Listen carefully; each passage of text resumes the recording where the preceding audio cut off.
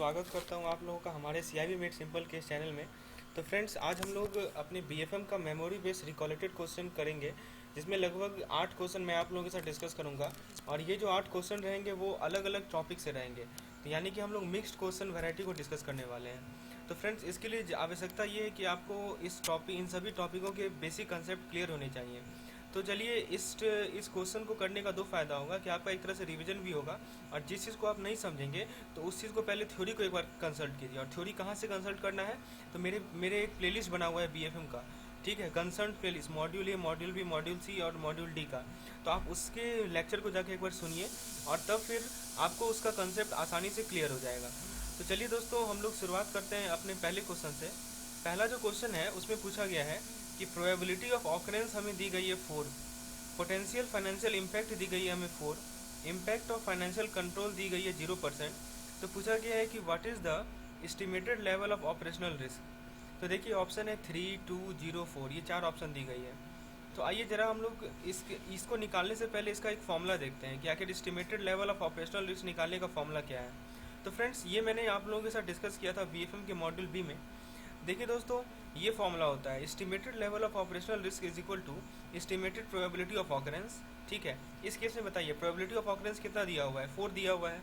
चलिए, और इसको गुना करना है किससे, एस्टिमेटेड पोटेंशियल फाइनेंशियल इम्पैक्ट। तो बताइए दोस्तों, पोटेंशियल फाइनेंशियल इम्पैक्ट कितना है, तो ये भी 4 दिया हुआ है, तो यहाँ भी हम लोग 4 लिखेंगे। उसके बाद इसे किसे मल्टीप्लाई करना है, इसे मल्टीप्लाई करना है estimated impact of internal control. लेकिन यहाँ देखिए दोस्तों, यहाँ पे फाइनेंशियल कंट्रोल का इम्पैक्ट दिया हुआ है, और फाइनेंशियल कंट्रोल का इम्पैक्ट कितना है, 0%। यहाँ पे आप लोग इस बात की ध्यान रखेंगे कि जो फाइनेंशियल कंट्रोल का जो इम्पैक्ट है और इंटरनल कंट्रोल का जो इम्पैक्ट है, दोनों कॉम्प्लीमेंट्री है। यानी कि यदि आप ऐसे समझिए कि यदि फाइनेंशियल कंट्रोल का इम्पैक्ट 0% है, तो इंटरनल कंट्रोल का इम्पैक्ट होगा, इसको 1 से सब्ट्रैक्ट कर देंगे तो 1%। ठीक है दोस्तों, यदि मान लीजिए 20% होता तो 100 से उसे सब्ट्रैक्ट करते, यानी कि 80%। जो भी रहेगा उसको 100% से, उसे 100 से हम लोग क्या कर लेंगे, सब्ट्रैक्ट कर लेंगे। तो देखिए दोस्तों, वही हमने यहाँ पे किया है। अब देखिए इसका आंसर देखते हैं। सबसे पहले 4 लिखा हमने, इंटू 4 किया, इंटू 1 माइनस 0 किया। ये 1 माइनस 0 क्यों किया, क्योंकि हमें यहाँ पे इंटरनल कंट्रोल का इम्पैक्ट निकालना था, और दिया क्या हुआ था, फाइनेंशियल कंट्रोल का। और क्या करना है, सबको स्क्वायर कर देना है। ठीक है दोस्तों, स्क्वायर रूट निकाल लेना है सबका। चलिए, तो यहाँ पे देखिए हमें क्या करना है, सबका स्क्वायर रूट निकालना है। ठीक है, तो देखिए 4 इंटू 4 क्या होगा, 16, और 16 इंटू 1 क्या होगा, 16। 16 का स्क्वायर रूट कितना होता है, 4। तो दोस्तों, ये जो इसका जो करेक्ट आंसर होगा वो होगा हमारा 4। जो लोग बीएफएम के बुक में देखना चाह रहे हैं ये कहाँ लिखा हुआ है, तो वो पेज नंबर 295 में जाकर देख सकते हैं। पेज नंबर 295 बीएफएम में इस चीज़ को अच्छे से समझाया गया है। चलिए आगे बढ़ते हैं क्वेश्चन नंबर 2 में। क्वेश्चन नंबर 2 में पूछा गया है कि if there is an asset of ₹120 in the doubtful 1 category and the realization value of security is ₹90 only, what will be the provisional requirement। तो दोस्तों यहाँ पे देखिए एसेट का वैल्यू दी गई है 120 रुपीज़, और किस तरह का कैटेगरी है, ये डॉटफुल 1 कैटेगरी है, और रियलाइजेशन वैल्यू जो दी गई है वो है 90 रुपीज़। तो पूछा गया है कि प्रोविज़न की रिक्वायरमेंट क्या होगी। तो सबसे पहले हम लोग डॉटफुल 1 कैटेगरी को देखते हैं। देखिए ऐसा है कि देखिए सबसे पहले समझिए क्वेश्चन को कि 120 रुपीज़ क्या है, एसेट का वैल्यू है, और उसमें से सिक्योरिटी हमारे पास कितना है, 90 रुपीज़ है। तो अनसिक्योर्ड वाला पोर्शन कौन सा है, 30 रुपीज़ वाला अनसिक्योर्ड वाला पोर्शन है। तो जो नियम वो ये कहता है कि जब प्रोविजनल रिक्वायरमेंट हम लोग निकालेंगे तो सिक्योर वाला पोर्शन का अलग से निकालेंगे और अनसिक्योर वाले का अलग से निकालेंगे।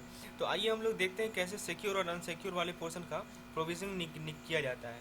चलिए देखते हैं। सबसे पहले वैसे आंसर इसका वैसे 48 होगा, देखते हैं क्यों 48 है। सबसे पहले देखिए डॉटफुल कैटेगरी है, और हम लोग जानते हैं कि डॉटफुल 1 कैटेगरी के केस में प्रोविजनिंग जो किया जाता है वो 20% किया जाता है। ध्यान दीजिएगा, ये 20% जो है वो सिक्योर्ड वाले केस के लिए है। 20% किसका, 20% रियलाइजेशन वैल्यू का। तो दोस्तों बताइए रियलाइजेशन वैल्यू कितना है हमारा, 90 रुपीज़ है। तो 90 रुपीज़ का 20% कितना होगा, 18 रुपीज़ होगा। चलिए यहाँ तक तो क्लियर हुआ होगा। तो हम लोगों ने सिक्योर पोर्शन का जो प्रोविजनिंग करना है वो निकाल लिया। वो कितना निकला, वो निकला ₹18। अब हम लोग अनसिक्योर पोर्शन का प्रोविजनिंग निकालते हैं। तो अनसिक्योर पोर्शन कितना है, 30 है। तो 30 का हम लोग प्रोविजनिंग यदि करेंगे तो देखिए डॉटफुल वाले केस में आप लोग को एक नियम याद रखना है कि चाहे डॉटफुल 1 हो, 2 हो या 3 हो, तीनों के तीनों केस में जो जो हम लोग प्रोविजनिंग करते हैं अनसिक्योर्ड पोर्शन का वो 100% होता है, यानी कि पूरा का पूरा कैपिटल को प्रोविज़न करते हैं। तो जो हमारा अनसिक्योर्ड पोर्शन है वो है 30, और 30 का हम लोग यदि 100% फाइंड करेंगे तो वो मिलेगा हमें, वो कितना मिलेगा, वो भी 30 मिलेगा। तो देखिए सिक्योर्ड पोर्शन का प्रोविजनिंग है ₹18 और अनसिक्योर्ड पोर्शन का प्रोविजनिंग है ₹30। तो दोनों को ऐड यदि कर दें तो हमें फाइनल मिलेगा 30 + 18 = 48। तो ये 48 क्या है, ये 48 है हमारा टोटल प्रोविजनिंग रिक्वायरमेंट। चलिए ये था हमारा क्वेश्चन नंबर 2। अब हम लोग आगे बढ़ते हैं। उम्मीद है इसका बेसिक कंसेप्ट आपको क्लियर हुआ होगा। मैं फिर से समझा देता हूँ कि डाउटफुल वाले केस में हमें सिक्योर और अनसिक्योर को पहले अलग अलग करना है और उसका इंडिविजुअली प्रोविजनिंग करना है और फिर फाइनली दोनों को ऐड कर देना है। आइए क्वेश्चन नंबर 3 देखते हैं। क्वेश्चन नंबर 3 में देखिए सेम क्वेश्चन है, एसेट का वैल्यू 120 दिया गया है, डाउटफुल 2 कैटेगरी है, रियलाइजेशन वैल्यू है 90 रुपीज़। तो फिर से पूछा गया है प्रोविजनिंग रिक्वायरमेंट, मतलब क्वेश्चन वही है पिछला वाला, बस अंतर है कि यहाँ डाउटफुल 2 बात की गई है। तो जो हमारा मेथड होगा वो सेम होगा। तो सबसे पहले बताइए कि सिक्योर्ड पोर्शन कितना है, तो वो है 90 रुपीज़, और अनसिक्योर्ड पोर्शन कितना है, तो 30 रुपीज़। तो अब देखिए नियम बस क्या है कि डाउटफुल 2 में 30% हम लोग प्रोविजनिंग करते हैं। तो सिक्योर्ड पोर्शन का जो प्रोविजनिंग होगा वो कितना होगा, 30% ऑफ ₹90, यानी कि ₹27। तो ये ₹27 क्या आया, सिक्योर्ड पोर्शन का प्रोविजनिंग। और जहाँ तक बात है नॉन सिक्योर्ड पोर्शन की, तो मैंने बताया था कि पूरा का पूरा 100% लेना है नॉन सिक्योर्ड पोर्शन में, चाहे वो डाउटफुल 1 हो, 2 हो या 3 हो। तो 100% यदि हम लोग लेंगे ₹30 का, तो वो मिलेगा हमें 30। तो हम लोगों ने देखा अनसिक्योर्ड पोर्शन का 30 रुपीज़ प्रोविजनिंग है और सिक्योर्ड पोर्शन का 27 रुपीज़ प्रोविजनिंग है। तो हमसे पूछा गया था कि टोटल प्रोविजनिंग क्या होगा, तो उसके लिए क्या करेंगे, 30 + 27 को ऐड कर लेंगे तो आंसर मिलेगा हमें 57। तो इस क्वेश्चन का जो करेक्ट आंसर होगा वो होगा हमारा ऑप्शन नंबर बी, यानी कि 57। चलिए अगला क्वेश्चन देखते हैं। ये भी देखिए सेम क्वेश्चन है, बस अंतर है कि यहाँ पे डाउटफुल 3 का दिया गया है। क्वेश्चन कह रहा है, if there is an asset of ₹120 in the doubtful 3 category and realisable value of security is ₹90, what will be the provision requirement. तो बस सेम क्वेश्चन है, अंतर बस क्या होगा कि डाउटफुल 3 का रहा है। तो इस केस में देखिए ध्यान दीजिएगा, डाउटफुल 3 वाले केस में चाहे वो सिक्योर हो चाहे वो अनसिक्योर हो, इसमें पूरा 100% का हम लोग प्रोविजनिंग करते हैं। तो बताइए यहाँ पे सिक्योर वाला पोर्शन कितना है, 90 रुपीज़ है, और अनसिक्योर वाला पोर्शन कितना है, 30 रुपीज़ है। तो 90 का 100% कितना होगा, 90 ही होगा, और 30 का भी 100% कितना होगा, 30 ही होगा। तो जो फाइनल प्रोविजनिंग होगा वो क्या होगा, 90 + 30 यानी कि 120। यानी इस केस में हमें डाउटफुल 3 वाले केस में हमें क्या करना होगा कि पूरा का पूरा 120 रुपीज़ का जो कि एसेट का वैल्यू है उसके कॉरस्पॉन्डिंग हमें प्रोविजनिंग करनी पड़ेगी। तो आप यहाँ देख सकते हैं हम लोग ने यहाँ पे सीरियल वे में सीक्वेंस में 3 क्वेश्चन डिस्कस किए। पहला था डाउटफुल 1, दूसरा था डाउटफुल 2 और तीसरा था डाउटफुल 3। डाउटफुल 1 वाले केस में जो हमारा आंसर आया था वो था हमारा 48। डाउटफुल 2 में जो आया था वो था 57, और डाउटफुल 3 में जो आया है वो है 120। तो जैसे जैसे डाउटफुल की नेचर कैटेगरी बढ़ रही है तो प्रोविजनिंग का अमाउंट भी बढ़ रहा है, आप यहाँ से नोटिस कर सकते हैं इन चीज़ों को। चलिए आगे बढ़ते हैं क्वेश्चन नंबर 5 में। देखिए क्वेश्चन नंबर 5 जो है हमारा वो अलग टॉपिक से है, वो है हमारा टाइम वैल्यू ऑफ मनी से। इसमें क्या पूछा गया है, एक 5 year 6% semi annual bond at the rate market yield of 8% having a price of ₹92 falls to ₹91.80 at a yield of 8.10%, what is the basis point value. तो दोस्तों यहाँ पे बेसिस पॉइंट वैल्यू पूछा गया है। बेसिस पॉइंट वैल्यू को मैं पिछले लेसन में भी समझा चुका हूँ काफ़ी अच्छे तरीके से। जो लोग वो लेसन नहीं देखे हैं तो वो कृपया डिस्क्रिप्शन में जाकर उसका लिंक मिलेगा आपको, आप अच्छे से समझ जाएंगे। लेकिन फिलहाल मैं समझा दूँ बेसिस पॉइंट वैल्यू। देखिए इसका जो फॉर्मूला होता है ये बेसिकली एक रेशियो होता है। रेशियो में नंबरेटर होते हैं और डिनोमिनेटर होते हैं। तो जहाँ तक बात है नंबरेटर की, तो हम लोग क्या करेंगे, नंबरेटर के केस में हम लोग क्या करेंगे कि देखिए यहाँ पे 2 प्राइस दी गई है, एक था 92 रुपीज़ और एक है हमारा 91.80 रुपीज़। तो हम लोग क्या करेंगे, नंबरेटर में maximum price minus minimum price करेंगे, तो यानी कि 92 माइनस 91.80 करेंगे। और डिनोमिनेटर में क्या करते हैं, जो मैक्सिमम यील्ड है और जो मिनिमम यील्ड है उसे सब्ट्रैक्ट करेंगे। तो देखिए दोस्तों यहाँ पे हमारा जो डिनोमिनेटर होगा वो क्या होगा, 92 माइनस 91.80, और जो डिनोमिनेटर है वो क्या होगा, वो होगा 8.10 माइनस 8, जैसा कि हमने यहाँ पे किया है।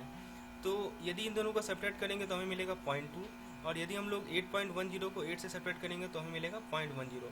और चूंकि हमें परसेंटेज में वैल्यू निकालनी है तो इसीलिए हम लोगों ने 100% से मल्टीप्लाई किया। तो दोस्तों इसका जो वैल्यू आएगा वो होगा हमें 0.02।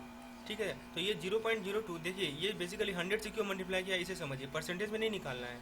यदि आप नहीं 100 से मल्टीप्लाई करेंगे तो वो पैसा में आएगा। क्या आएगा दोस्तों, पैसा में आएगा। और हमें यहाँ क्वेश्चन में देखिए रुपीज़ में पूछा गया है, तो पैसा को रुपीज़ में कन्वर्ट करने के लिए हम लोगों ने 100 से मल्टीप्लाई किया है। तो दोस्तों इसीलिए जो हमारा रुपीज़ में आएगा वो होगा 0.02। चलिए आगे बढ़ते हैं हम लोग अगले क्वेश्चन में।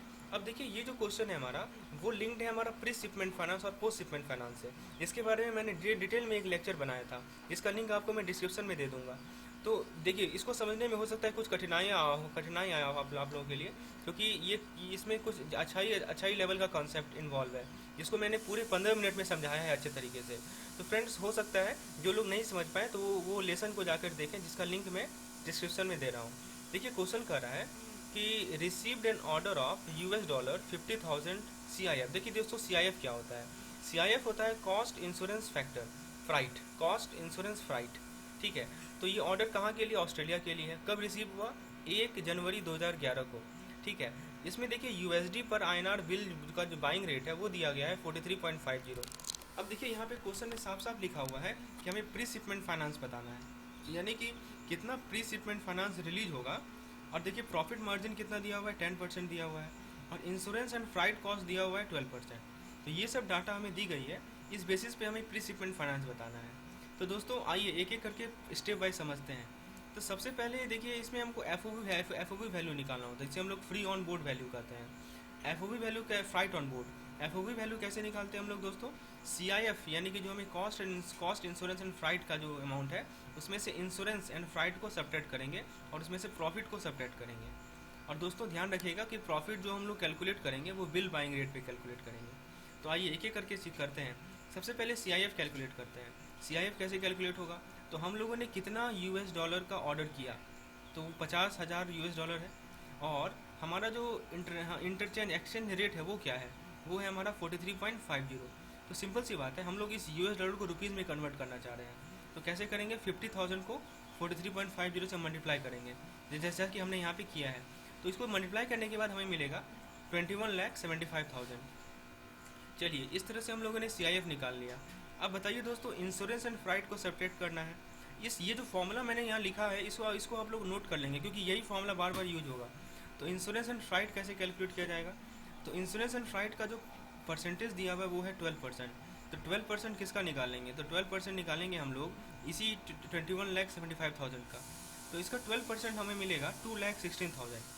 ठीक है दोस्तों, तो 12% हम लोगों ने निकाल लिया, कितना मिला? 2,16,000। तो इस प्रकार से हम लोगों ने इंश्योरेंस एंड फ्राइट भी निकाल लिया। अब जो लास्ट चीज़ बचा है वो है प्रॉफिट। तो प्रॉफिट कैसे निकाला जाए? तो प्रॉफिट निकालने के लिए हम लोग क्या करेंगे? प्रॉफिट निकालने के लिए हम लोग यहाँ पे देखिए प्रॉफिट का रेट दिया हुआ है, कितना दिया हुआ है? 10% दिया हुआ है। आप क्या कीजिए, इन दोनों को सब्ट्रैक्ट कीजिए, यानी कि 21,75,000 में से 2,16,000 को सब्ट्रैक्ट कीजिए, तो आपको मिलेगा 19,14,000। जो मिला उसका 10% निकालना है। यहाँ पे बहुत लोग गलती करते हैं कि वो 21 लाख का निकालने लगते हैं, बिल्कुल नहीं। हमें इन दोनों का सब्ट्रैक्ट करने के बाद जो वैल्यू आया उसका प्रॉफिट निकालना है। तो 19,14,000 का 10% मिलेगा हमें 1,91,400। तो दोस्तों हम लोगों ने CIF निकाल लिया, इंश्योरेंस एंड फ्राइट निकाल लिया और प्रॉफिट निकाल लिया। अब क्या करना है? जो जैसा ये फॉर्मूला कर रहा है वैसे सब्स्टिट्यूट करना है। तो दोस्तों सब्स्टिट्यूट करने के बाद हमें जो वैल्यू मिला वो मिला 17,22,600। चलिए हमसे पूछा क्या गया था? Pre shipment finance. तो दोस्तों pre shipment finance is equal to FOV minus margin. Margin कितना दिया हुआ है हमें? 25% मार्जिन दिया हुआ है। ठीक है, तो फ्रेंड्स ये मार्जिन आपको दिया रहेगा क्वेश्चन में, 25% इस क्वेश्चन में दिया गया है। तो फ्रेंड्स 25% हम लोग 17 लाख का निकालेंगे तो हमें मिलेगा 4,30,650। ये सेपरेट करने के बाद हमें फाइनली मिलेगा 12,91,950। तो फ्रेंड्स जिनको कहीं पे डाउट हो रही होगी इस चीज़ को समझने में, तो उसका लिंक, उस वीडियो का लिंक मैं डिस्क्रिप्शन में दे रहा हूँ, वहाँ पे मैंने डिटेल में समझाया है इन चीज़ों को। चलिए अपने इस सेगमेंट का इसके बाद जो अगला क्वेश्चन है उसको देखते हैं। यहाँ पे देखिए क्वेश्चन में स्पॉट रेट दिया हुआ है, कितना दिया हुआ है? 35.6/35.6500। फॉरवर्ड 1 मंथ का जो रेट है वो है 3500/3000। 2 मंथ है 5500/3000। 3 मंथ है 8500/8000। ट्रांजिट पीरियड दिया हुआ है 20 डेज। एक्सचेंज मार्जिन है 0.15%। हमसे क्या पूछा गया है? बिल बाइंग रेट पूछा गया है और 2 मंथ फॉरवर्ड रेट पूछा गया है। तो ये जो क्वेश्चन है वो है हमारा फॉरेन एक्सचेंज का क्वेश्चन है। आइए समझते हैं एक एक चीज़ को। बिल बाइंग रेट वो कैसे निकालेंगे? Bill date plus 20 days. Spot rate कितना दिया हुआ है दोस्तों? 35.6000 दिया गया है। उसमें से हम लोग फॉरवर्ड का डिस्काउंट जो कि 1 मंथ का है उसे हम लोग क्या करेंगे, सब्ट्रैक्ट करेंगे। उसमें से एक्सचेंज मार्जिन को सब्ट्रैक्ट करेंगे। तो वैसा जैसा कि हम लोगों ने किया है 35.6000 माइनस 0.3500 माइनस 0.529, ये हमें देगा 35.1971। अब देखिए 3 month forward bill buying rate को यहाँ पे अप्लाई करेंगे हम लोग, यानी कि 20 डेज प्लस 2 मंथ। तो स्पॉट रेट जो होगा वो कितना होगा, 35.6000 less forward discount of 3 month less exchange margin. तो हमें जो फाइनल आंसर मिलेगा वो मिलेगा 34.6979। तो फ्रेंड्स ये था हमारा आज का लेसन, जिसमें मैंने आप लोगों के साथ 6 या 7 क्वेश्चन डिस्कस किए। और फ्रेंड्स आप लोग ये नोटिस किए होंगे कि जो क्वेश्चन है वो अलग अलग टॉपिक से हैं। तो इससे आपका ये एडवांटेज होगा कि अलग अलग टॉपिक का रिवीजन भी होगा, और जो कंसेप्ट नहीं क्लियर है उसे आप लोग उसे कंसर्न वीडियो को जाकर आप लोग देखेंगे। जितने भी तरह के क्वेश्चन है उसका जो लिंक कंसर्न वीडियो है का लिंक है उसको मैं डिस्क्रिप्शन में डाल रहा हूँ, ताकि जो लोगों को कोई भी क्वेश्चन नहीं समझ में आए तो वो वीडियो को जाके देख लें। तो दोस्तों कैसा लगा आपको ये लेसन ज़रूर कमेंट सेक्शन में बताएं। लेसन को लाइक ज़रूर करें और चैनल को सब्सक्राइब करें और लोगों के साथ इसे शेयर करें।